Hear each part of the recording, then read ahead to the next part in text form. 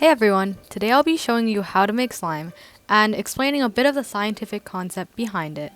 The materials you'll need for this experiment are Elmer's school glue, about a cup of hot water, about a spoonful of borax, a container to store the slime in, and a container to mix the slime in, as well as a mixing stick. I'll be using a popsicle stick. To start off this experiment, you'll need to make a solution of borax and water, which will activate the slime. So first you take your hot water and then you put the spoonful of borax inside of the hot water, mixing it until all of the borax dissolves and there are no big chunks at the bottom. So as you can see in this clip that I sped up, I'm just breaking up any big pieces of borax that are at the bottom of the cup and making sure it all dissolves. And once you see that it's all dissolved, you can wait for the solution to clear up a bit and then you can actually start making your slime. Alright, so my solution has cleared up and you can see that there's no chunks at the bottom. So now I'll take my container and then I'll pour some glue into the container. I'll be using about half the container of glue, but you can use as much glue as you want or as little glue as you want. That's just how much slime you will end up with.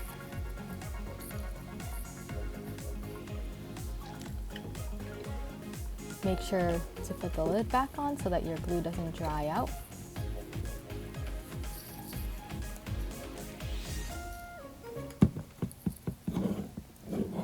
And now I'm just going to use my mixing stick and stir it a bit, make sure there aren't any big chunks of glue.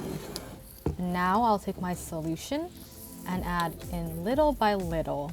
Oops, there's a little dirty thing on my spoon.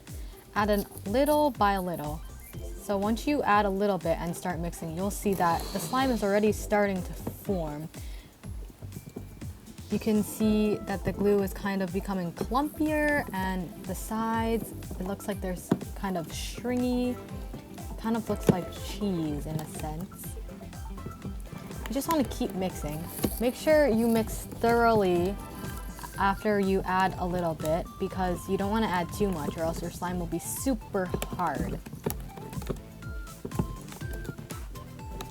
I'm just mixing it up and you can see that the more I mix it, the more it comes together, and there's a little bit stuck to my mixing stick, so I'll take it off by just scraping it by the bowl.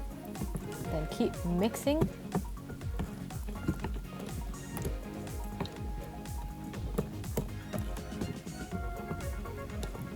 And when you're mixing, you'll feel that there are some clumps and there are some more liquidy parts. You want to kind of make sure that all the solution has been spread around all of the glue.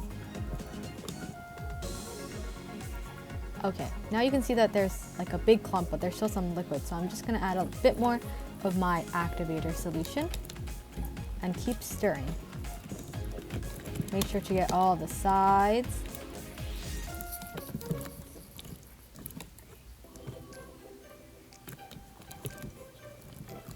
Now you can see that the clump has gotten bigger once I added more activator.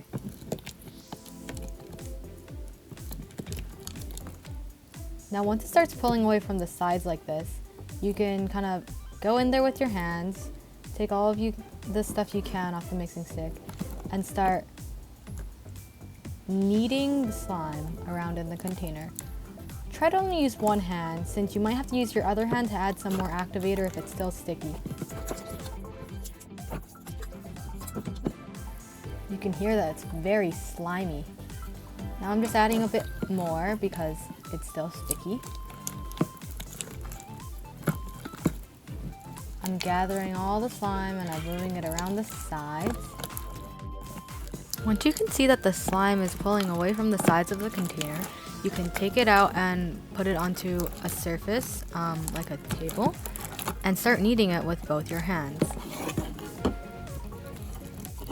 It'll be sticky, lumpy, and stringy at first, but the more you knead it with your hands and stretch it, the smoother it'll get. So I've been kneading it for about 2 minutes or so, and it's gotten way smoother, and it's ready to put in the container.